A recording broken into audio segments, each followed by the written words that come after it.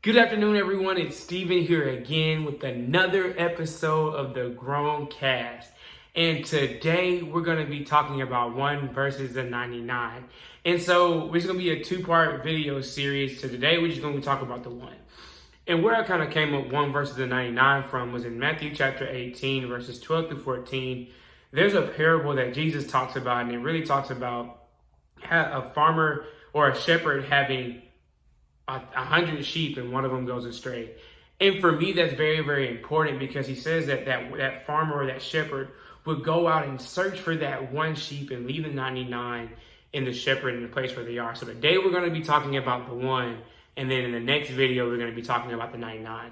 So for me, I understand that a lot of times Christians forget that God came and found you where you were. Yes, you may have been in church, but there's always something that he went and did to make sure that he found you. Like he came and got you from where you were. He made sure that he went to seek you out.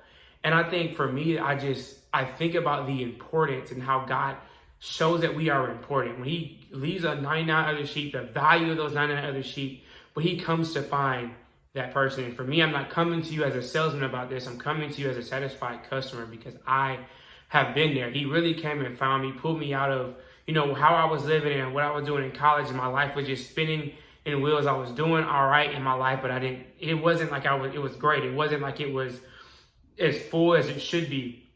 And so what happened is he came and found me. He was like, look, I need you.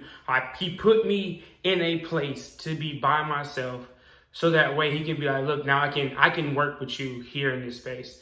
And I remember feeling like, why are you doing this? Or you let me get astray or whatever. But I also understand how important I feel. Like the creator of the world, the creator of the universe took the time to know how many hairs are on the top of your head. Like how many of these are up there.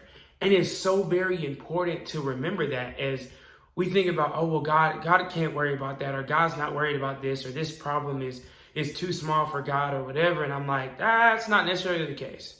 Because if God takes the time to know how many hairs on your head, to know your heart, to know what you think, who you are, and he's created a plan for your life, and he's known you and he made you before you even born, why would anything be too small for God?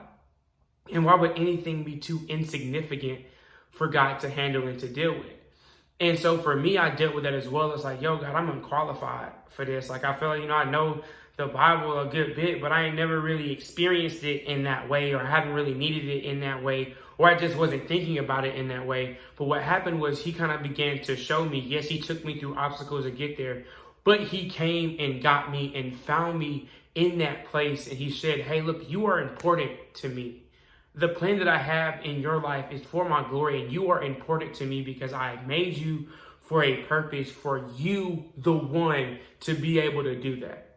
And I also think about the one that's like, hey, he put me here for a reason. He put me here to reach somebody. I don't know who it is as of yet, but he put me here to do a purpose, to reach somebody. And I think about this, it's like, man, you are made to reach a certain group of people or a certain person.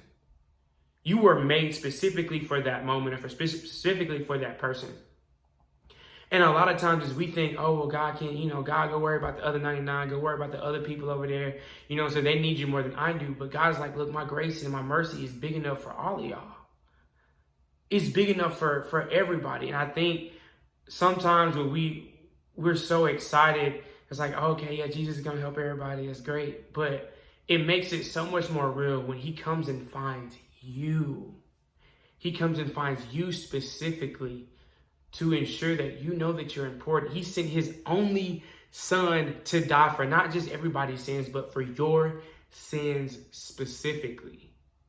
He knows who you are. He made you. He created you. He knows how many hairs are in your head, what's in your heart, what you think about, how he made you.